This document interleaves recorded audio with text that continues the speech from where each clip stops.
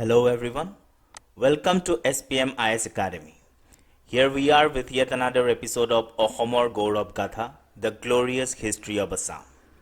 In our last episode we discussed about the Burmese invasion. We saw that when Burmese came to Assam for the third time in 1821, they saw that the Ahoms were constructing a fort at Jaipur, Dibrugarh. When they observed that the Ahoms were constructing this fort, they became suspicious about the intention of the Ahoms. Burmese সকলৰ লাগিলে যে Burmese সকলক বাধা দিবৰ কাৰণে আহোম সকলে এই দুৰ্গটো নিৰ্মাণ কৰি আছিল জয়পুৰত আৰু এই দুৰ্গটো নিৰ্মাণৰ দায়িত্ব সেইখিনি সময়ত আছিল পটলঙৰ ওপৰত। যেতিয়া Burmese সকলে দেখিলে যে দুৰ্গটো নিৰ্মাণ হৈ আছে, পটলঙক Burmese সকলে জেগাতে হত্যা কৰে। Now when Potlong was killed by the Burmese Chandrakanta Singha, the then Ahom ruler, he became anxious about his own life and he fled to Bengal. Now Chandrakanta Singha polai pelai Bengaloloi gusi jay. Then Burmese asked him to come back. They gave him assurance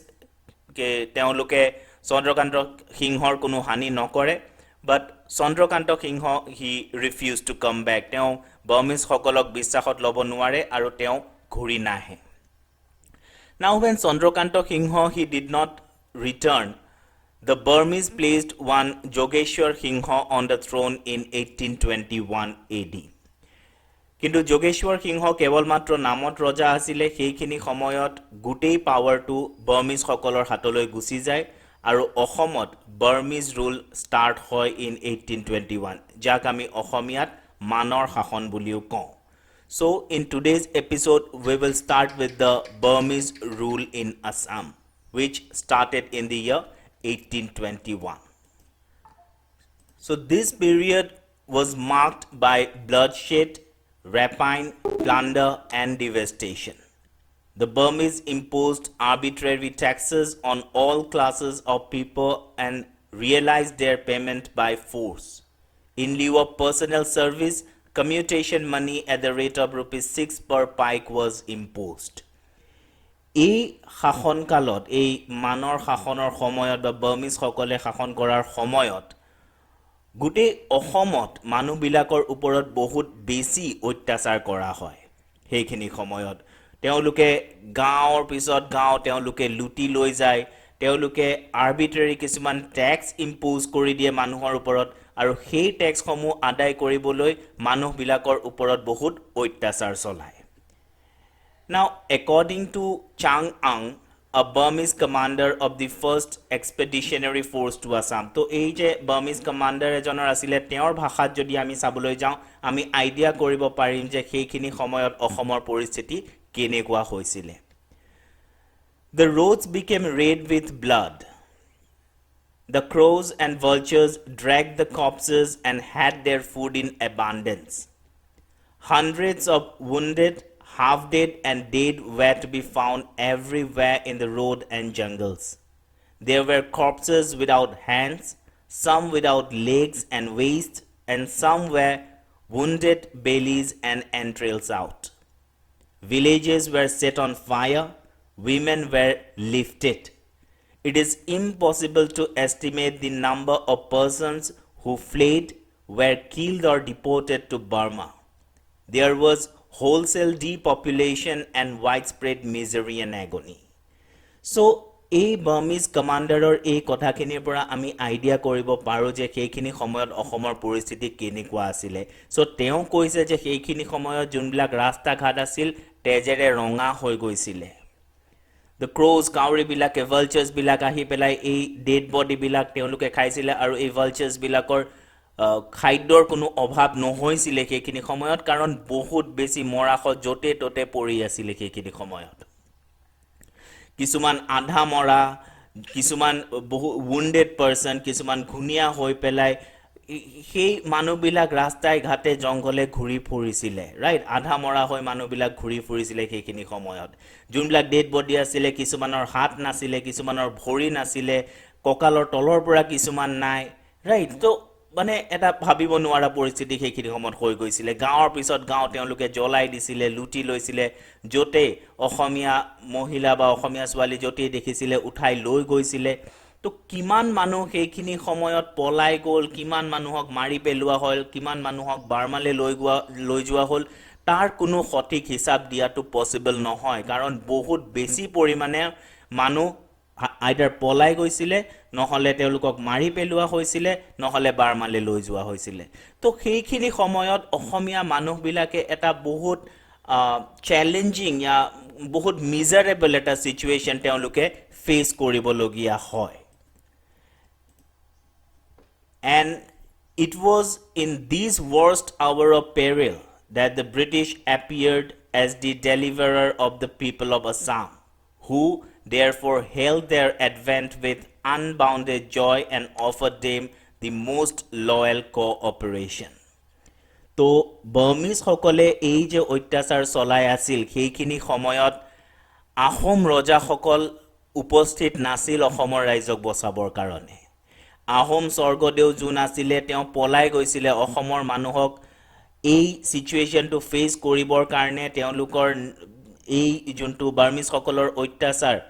সহ্য কৰি থাকিবৰ কাৰণে ইয়াতে এৰি থৈ আহোম স্বৰ্গদেউ পলাই গ'ল। কোনো ৰজা নাছিলে অসমত যোনে বাৰ্মিজসকলৰ পৰা অসমীয়া মানুহখিনিক বচাব পাৰিব সেইখিনি সময়ত। আৰু এনেকুৱা সময়তে ব্ৰিটিছ আহি উপস্থিত হ'ল। আল্টিমেটলি অসমীয়া মানুহক বাৰ্মিজসকলৰ পৰা বচালে ব্ৰিটিছসকলে, আৰু সেইকাৰণে এই মানুহখিনিয়ে ব্ৰিটিছসকলৰ এই যোনটো মানে ব্ৰিটিছসকল যেতিয়া আহিলে অসমলৈ, তেওঁলোকে ব্ৰিটিছসকলক বহুত প্ৰশংসা কৰিলে। They became loyal to the Britishers, right? তেওঁলোকে ব্ৰিটিছসকলৰ প্ৰতি তেওঁলোকৰ কোনো বেয়া ভাৱ নাছিলে। In fact they held their advent,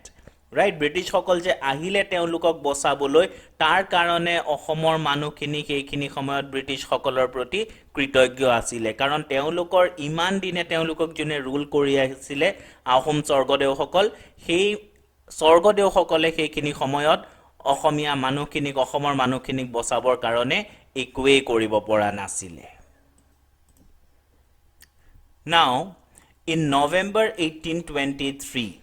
David Scott was appointed as agent to the Governor General of North-Eastern Frontier in addition to his duty as Commissioner of Rangpur. Right? অসমত 1823 David স্কটক appoint কৰা হয় as agent to the governor general of the north eastern frontier. Scott's continued reports of the alarming situation of the frontier convinced the Governor General of the necessity of adopting strong measures to punish and humble the Burmese. এতিয়া এই যে অসমত বাৰ্মিজসকলে যোনটো অত্যাচাৰ চলাইছিলে, সেই ইছ্যুটো এতিয়া আৰু অসমৰ ইণ্টাৰনেল মেটাৰ হৈ নাথাকিল। এতিয়া বাৰ্মিজসকল যেতিয়া অসমত আহি উপস্থিত হ'ল, অসমখনত শাসন কৰা আৰম্ভ কৰিলে, তেতিয়া ব্ৰিটিছসকলৰো চিন্তা হ'ল যে এতিয়া বাৰ্মিজসকল যদি আৰু আগবাঢ়ি আহে ৱেষ্টৰ ফালে, তেনেহ'লে ব্ৰিটিছ টেৰিটৰীৰ ওপৰতো তেওঁলোকে আক্ৰমণ কৰিব পাৰে, ৰাইট? তেওঁলোকে ব্ৰিটিছ টেৰিটৰী এনেক্স কৰাৰ কাৰণেও তেওঁলোকে চিন্তা কৰিব পাৰে। গতিকে এতিয়া অসমখনক বচোৱাটো ব্ৰিটিছসকলৰ নিজৰ স্বাৰ্থৰ কাৰণেও দৰকাৰী হৈ পৰিলে। ইয়াৰ আগতে বাৰ্মিজসকলৰ লগত ব্ৰিটিছসকলৰ এইখিনি এৰিয়াত কোনো ডাইৰেক্ট কণ্টেক্ট নাছিলে, কোনো কমন বাউণ্ডেৰী নাছিলে, right? Assam was acting as a buffer state between the Burmese and the British. কিন্তু এতিয়া যেতিয়া অসমলৈকে বাৰ্মিজ আৰ্মি আহি গ'ল, তো সেইখিনি সময়ত ব্ৰিটিছসকলেও চিন্তা কৰিলে যে ব্ৰিটিছসকলে যদি নিজৰ টেৰিটৰীটো বচাব লাগে বাৰ্মিজসকলৰ পৰা, তেনেহ'লে অসমৰ পৰা বাৰ্মিজসকলক খেদিব লাগিব। আৰু ইয়াৰ বিষয়ে অসমত বাৰ্মিজসকলে কিদৰে শাসন চলাই আছিলে, কেনেকৈ অত্যাচাৰ কৰি আছিলে,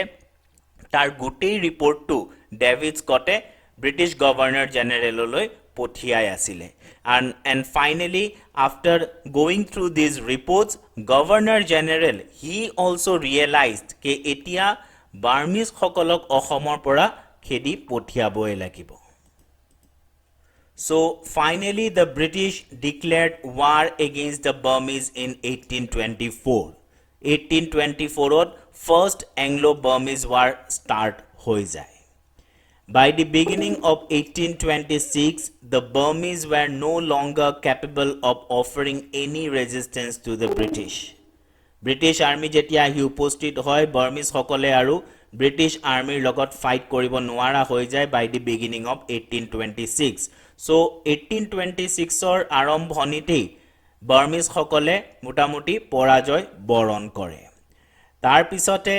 বাৰ্মিজ সকলৰ যোন ৰজা আছিলে Bagyidaw and the British they signed a peace treaty on 24th February 1826 at Yandabo তেওঁলোকে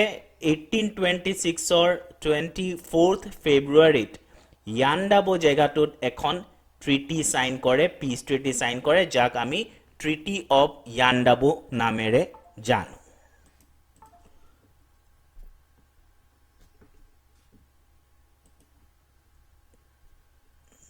আৰু সেইখিনি সময়ত British Governor General asile Lord Amherst, right? Lord Amherst, he was the Governor General from 1823 to 1828. So let us have a look at the Treaty of Yandabo, which was signed on 24th February 1826. Etia bohute koy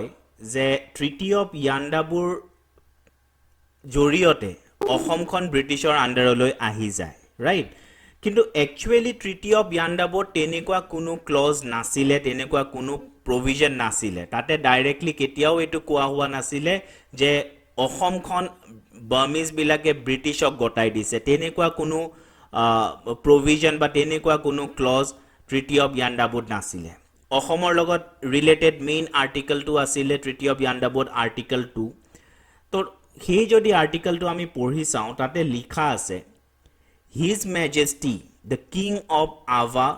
renounces all claims upon and will abstain from all future interference with the Principality of Assam and its dependencies, and also the contiguous petty states of Kasar and Jayantia. So, you see, এই যে আৰ্টিকলটো আছে বা এই যে ষ্টেটমেণ্টটো আছে যোনটো treaty of ইয়াণ্ডাবোত লিখা আছিলে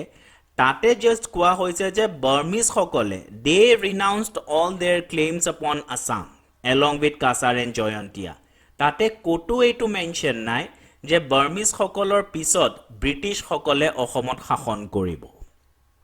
এই ট্ৰিটিটোৰ জৰিয়তে বাৰ্মিজ সকলে দে ৰিনাউন্সড অল देयर ক্লেইমছ আপন আসাম এইটো ঠিক হল যে বাৰ্মিজ সকলে অসমত আৰু নাথাকে অসমত শাসন নকৰে কিন্তু ইয়াতে এটো মেনশন নাছিলে যে ব্ৰিটিছ সকলে শাসন কৰিব In case of Manipur, the Burmese recognized Gambhir Singh's right to the throne, but remained silent about his future relationship with the Burmese monarchy. Right? So, Manipuror Raja je Gambhir Singh hobo,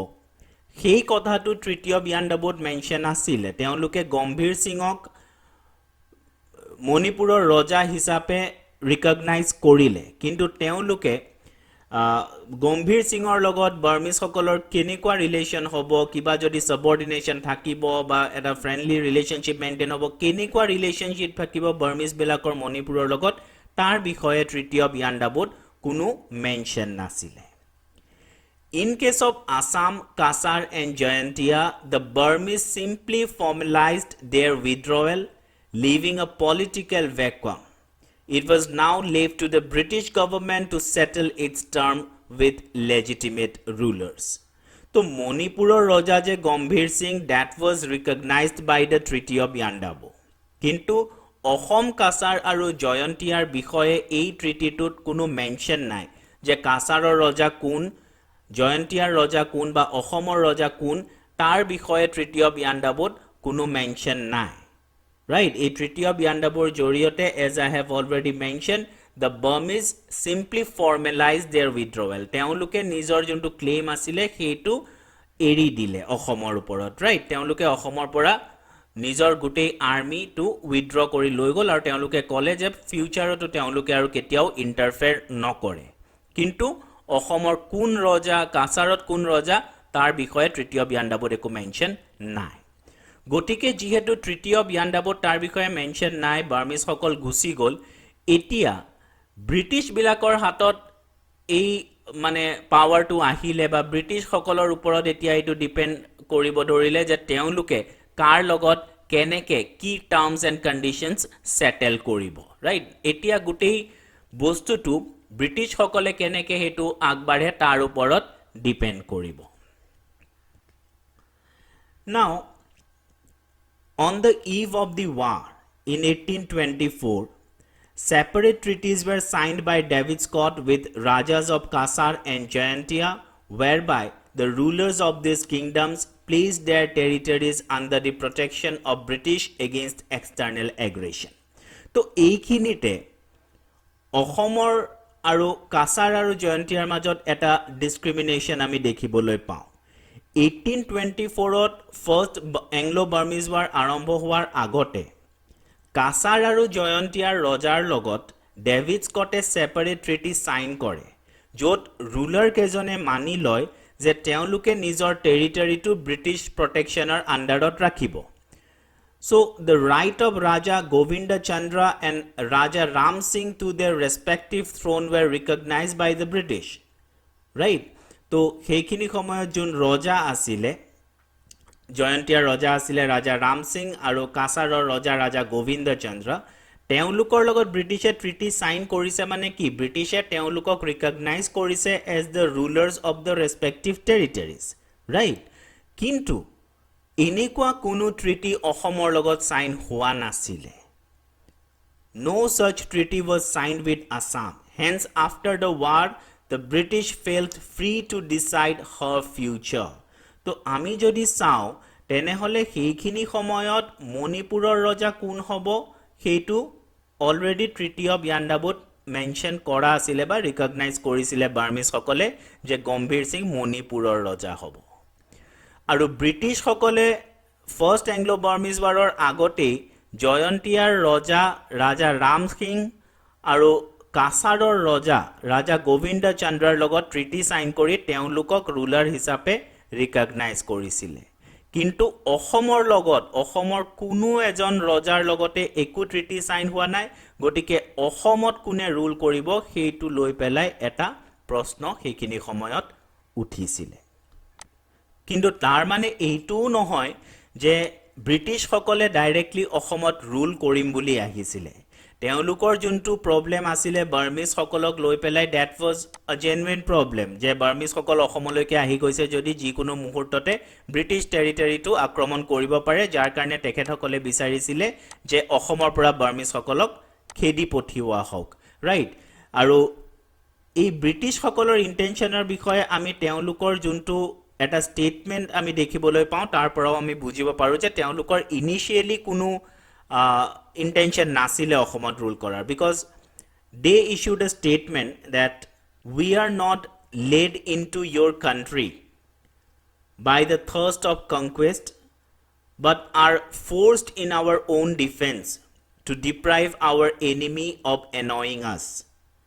You may therefore rest assured that we will re-establish a government adapted to your wants and calculated to promote the happiness of all classes. This statement was addressed to the people of Assam. Right? অসমীয়া মানুহখিনিক অসমৰ মানুহখিনিক ব্ৰিটিছে এই বুলি এসুৰেন্স দিলে যে আমি আপোনালোকৰ টেৰিটৰি কনকুৱেৰ কৰিবৰ কাৰণে ইয়াতে আহা নাই আমি জাস্ট নিজৰ ডিফেন্সৰ কাৰণে ইয়াতে আহিছো সো দ্যাট আমাৰ যোন শত্ৰু মানে বাৰ্মিজ সকলক আমি ইয়াৰ পৰা খেদাই পঠিয়াব পাৰো আৰু আমি ইয়াতে যুদ্ধ কৰিব আহিছো আমাৰ ওন সেফটিৰ কাৰণে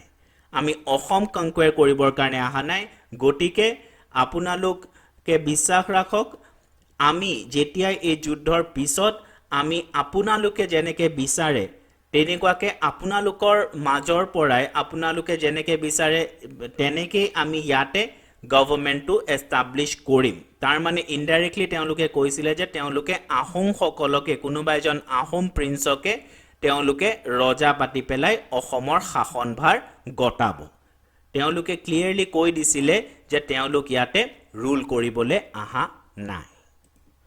কিন্তু পিছলৈ ব্ৰিটিছ সকলে নিজৰ পজিশন চেঞ্জ কৰে ৰাইট তেওঁলোকে প্ৰথমতে তেওঁলোকৰ কোনো ইন্টেনশন নাছিলে কিন্তু পিছৰ ফালে ব্ৰিটিছ সকলে নিজৰ ডিসিশন চেঞ্জ কৰে তেওঁলোকৰ পজিশন চেঞ্জ কৰে and there are two main factors which forced the British to change their position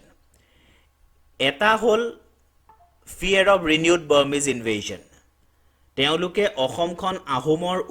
ওপৰত আহোমক গটাবৰ কাৰণে তেওঁলোকে ভয় খালে কাৰণ তেওঁলোকৰ লাগিছিলে যে বাৰ্মিজ সকলে আকৌ এটেক কৰিব পাৰে গতিকে ইমিডিয়েটলি তেওঁলোকে আহোমৰ আন্ডাৰত অসমখন এৰি দিব বিচৰা নাছিল and second factor which forced the British to change their position was the newly discovered economic potentials of the region তেওঁলোকে এতিয়া দেখিলে যে অসমতো ইকোনমিক পটেনশিয়াল আছে অসমতো পটেনশিয়াল আছে অসমতো ট্ৰেড কৰিব পৰা যায় অসমৰ পৰাও ৰেভিনিউ জেনাৰেট হ'ব গতিকে যেতিয়া তেওঁলোকে দেখিলে যে অসমৰ পৰাও তেওঁলোকে প্ৰফিট কৰিব পাৰিব তেওঁলোকে তেতিয়া তেওঁলোকৰ আগতে যোনটো ভাবি আহিছিলে যে আমি অসমত যাম বাৰ্মিসকলক খেদিম আৰু আমি গুচি আহিম সেই পজিশনটো তেওঁলোকৰ লাহে লাহে চেঞ্জ হ'ল এতিয়া তেওঁলোকে অসমখন ইমান সহজে এৰি দিব বিচৰা নাছিলে ৰাইট বাৰ্মিজ ইনভেশনৰ ভয়টো আছিলে লগতে তেওঁলোকে দেখিলে যে অসমত পটেনশিয়াল আছে অসমৰ পৰাও ব্ৰিটিছ সকলে লাভ উঠাব পাৰিব সেইখিনি সময়ত David Scott he was responsible for এটা প্ল্যান বনোৱাৰ কাৰণে বা প্ৰপ'জ কৰাৰ কাৰণে তেওঁ গোটেই সাৰ্ভে কৰি পেলাই তেওঁ কোৱা হৈছিল যে আপুনি কি ভাবে এতিয়া কেনেকুৱা কৰা উচিত তাৰ ওপৰত এটা ৰিপৰ্ট সাবমিট কৰিবৰ কাৰণে ডেভিড স্কটে এটা ৰিপৰ্ট বনাই পেলাই তেওঁ সাবমিট কৰিলে and he proposed to restore the Ahom monarchy under the protection of the company কলে যে ইয়াতে আহোম সকলকে দিয়ক কিন্তু যেনেকে কাছাৰ আৰু জয়ন্তীয়া ব্ৰিটিছ সকলৰ আণ্ডাৰত আছে তেনেকুৱাকে আহোম ৰজায়ো ব্ৰিটিছ সকলৰ আণ্ডাৰতে ৰুল কৰিব ডেভিড স্কটেও জানিছিলে যে আহোম সকলৰ মাজত সেইখিনি সময়ত আহোম কিংডমটো বহুত ষ্টেবল নাছিলে কিন্তু তেওঁ ভাবিছিলে যে যদি ব্ৰিটিছ সকলৰ আণ্ডাৰত ৰাখা হয় ব্ৰিটিছ সকলক ৰাইট টু ইণ্টাৰফেয়াৰটো ব্ৰিটিছ সকলে লৈ লয় সো তেতিয়া আহোম ৰজাজনক কন্ট্ৰোল কৰি ব্ৰিটিছ সকলে অসমৰ এই কিংডমটো অলপমান ষ্টেবল কৰিব পাৰিব ৰাইট সো ডেভিড স্কটে প্ৰপ'জ কৰিলে কে অসমখনত আকৌ আহোম মনাৰ্কি বা আহোম কিংডমটো এষ্টাব্লিছ কৰি দিয়া যাওক under the protection of the company but it was not accepted by the British government, right? Or jodi moi kau je governor general a proposal to David Scott or a proposal to accept no korile, and David Scott was asked to submit a new proposal, and he submitted a fresh proposal in 1828. So initially David Scott proposed korisil to restore the Ahom monarchy under the protection of the company, kintu etu jetia accept nohol tetia David Scott eo buji pale je মন নাই governor general বা যোনটো সেইখিনি সময়ত council আছিলে তেওঁলোকৰ মন নাই অসমখন এৰি দিয়া গতিকে 1828 ত he submitted a fresh proposal তাতে তেওঁ প্ৰপ'জ কৰিলে retention of lower Assam by the British up to বিশ্বনাথলৈকে এই জেগাখিনি ব্ৰিটিছ সকলে এনেক্স কৰি লওক and hand over of upper Assam to an Ahom prince এতিয়া তেওঁ কলে যে গোটেই অসমখন আহোমক গটাব নালাগে লোৱাৰ আসাম পাৰ্ট 2 বিশ্বনাথলৈকে লোৱাৰ আসাম পাৰ্ট 2 ব্ৰিটিছ এম্পায়াৰৰ লগত ব্ৰিটিছ ইণ্ডিয়ান টেৰিটৰীৰ লগত এনেক্স কৰি দিয়া হোক কিন্তু আপাৰ আসামত আহোম প্ৰিন্স এজনক তাতে পুনৰ প্ৰতিষ্ঠা কৰি দিয়া হোক ৰাইট তাতে মানে it should be the Upper Assam should be restored to a Ahom prince David স্কটে কৈছিলে যে এটা ডাইনেষ্টিয়ে 600 বছৰ ৰুল কৰিছে গতিকে হঠাৎ তেওঁলোকক গুচাই পেলাই ব্ৰিটিছে যদি ৰুল কৰা আৰম্ভ কৰে that may create some problems to the Britishers আৰু তেওঁ এইটোও কৈছিলে যে আপাৰ আসামত কিমান পটেনশিয়াল নাই যিমান লোৱাৰ আসামত আছে লোৱাৰ আসামত ৰেভিনিউ জেনাৰেট হোৱাৰ পটেনশিয়ালটো আছে লোৱাৰ আসামৰ পৰা ইষ্ট ইণ্ডিয়া কোম্পানীয়ে প্ৰফিট কৰিব পাৰিব কিন্তু আপাৰ আসামত কিমান পটেনশিয়াল নাছিলে গতিকে তেওঁ সেই কাৰণে কনভিন্স কৰিব চেষ্টা কৰিছিলে যে লোৱাৰ আসামটো ব্ৰিটিছ টেৰিটৰীৰ লগত এনেক্স কৰি দিয়া হোক আৰু আপাৰ আসামটোত পুনৰ আহোম প্ৰিন্স এজনক ৰজা বনাই দিয়া হোক এতিয়া company accepted the first proposal তেওঁলোকে ফাৰ্ষ্ট প্ৰপ'জেলটো একচেপ্ট কৰি ল'লে and in March 1828 the British permanently annexed Lower Assam to its dominion. Lower Assam to annex kori lole. Bishwanatholoke jontu area asile ketu British territory underot annex hoi gol. কিন্তু second প্ৰপ'জেলটো তেতিয়াও তেওঁলোকে মানি ল'ব পৰা নাছিলে যে upper আসামটো তেওঁলোকে তেতিয়াও এৰি দিব বিচৰা নাছিলে যোনটো ডেভিড স্কটে প্ৰপ'জ কৰিছিলে যে আপাৰ আসামত আহোম সকলকে আকৌ শাসন কৰিবলৈ দিয়া যাওক আন্ডাৰ দ্য ব্ৰিটিছ প্ৰটেকশ্যন সেইটো কোম্পানীয়ে এতিয়াও মানিবলৈ ৰাজি নাছিলে ৰাইট কিন্তু লোৱাৰ আসামখন অলৰেডি ব্ৰিটিছ টেৰিটৰীৰ লগত এনেক্স হৈ গৈছিলে Now, regarding Upper Assam, the company argued none of the aspirant to the throne rendered any aid to the British during the war. Right? যুদ্ধৰ সময়ত কোনো এজন আহোম ৰুলাৰে ব্ৰিটিছ কোম্পানীক ইষ্ট ইণ্ডিয়া কোম্পানীক সহায় কৰা নাছিলে কাৰো লগত ব্ৰিটিছৰ কোনো ট্ৰিটি সাইন হোৱা নাছিলে কোনো বুজা পৰা হোৱা নাছিলে right unlike Cachar and Jaintia অসমৰ কোনো ৰুলাৰৰ লগত ব্ৰিটিছ সকলৰ কোনো ট্ৰিটি সাইনো হোৱা নাছিলে আৰু কোনো ব্ৰিটিছ ৰুলাৰে কোনো আহোম ৰুলাৰে ব্ৰিটিছক ফাৰ্ষ্ট এংলো বাৰ্মিজ ৱাৰত সহায় কৰা নাছিলে গতিকে ব্ৰিটিছ সকলৰ কোনো দায়বদ্ধতা নাছিলে আহোম সকলৰ প্ৰতি গতিকে ডেভিড স্কটৰ এই সেকেন্ড প্ৰপ'জেলটো এগেইনষ্টত কোম্পানীয়ে এনেকে আৰ্গুমেন্ট দিলে right so none of the aspirants to the throne rendered any aid to the British during the war Second argument that was given by the company was that there were large number of claimants. It was difficult to select a prince who would command support of the majority. বহুত claimants আছিলে চন্দ্ৰকান্ত সিংহ আছিলে পুৰন্দৰ সিংহ আছিলে আগৰ ৰজা বিলাকৰ বংশধৰ বিলাক আছিলে তো so many claimants were there so base claim কৰে যে they were the legitimate rulers of the to the throne right so কেনেকে ব্ৰিটিছে ডিসাইড কৰিব যে কোনজন ৰুলাৰক অসমৰ মানুহে বিচাৰে কাৰণ ব্ৰিটিছসকলে দেখাব বিচাৰিছিলে যে অসমৰ মানুহে যাক বিচাৰে তেওঁক ব্ৰিটিছসকলে ৰজা পাতিব বিচাৰিছিলে ৰাইট সো সেইখিনি সময়ত এইটো ডিসাইড কৰাটো বহুত ডিফিকাল্ট আছিলে কাৰণ তাতে কোনো এজন ৰুলাৰ নাছিলে অলৰেডি আহোম কিংডমটো বহুত আনষ্টেবল হৈ গৈছিলে তাতে এজন ৰজা গুছাই পেলাই বেলেগ এজন ৰজা হৈছে আকৌ তেওঁ গুছাই পেলাই আন এজন ৰজা হৈছে তো there were so many claimants that it was difficult to select one prince among them right june অসমৰ মানুহৰ support to ensure কৰিব পাৰিব secure কৰিব পাৰিব and the third argument that was given by the company was that there was possibility of economic potentiality of Upper Assam David স্কটে যোনটো কৈছিলে যে লোৱাৰ আসামত বেছি পটেনশিয়াল আছে আপাৰ আসামত ইমান নাই কিন্তু কোম্পানীয়ে ক'লে যে আপাৰ আসামতো নাথাকা নহয় আপাৰ আসামতো আছে আৰু আমি আমাৰ ট্ৰেডটো এক্সপান্ড কৰিবৰ কাৰণে আমি আমাৰ প্ৰফিটটো ইনক্ৰিজ কৰিবৰ কাৰণে আমি আপাৰ আসামৰ যোনটো পটেনশিয়ালিটি আছে সেইটোকো ইগনোৰ কৰিব নোৱাৰো so these were some of the reasons যাৰ কাৰণে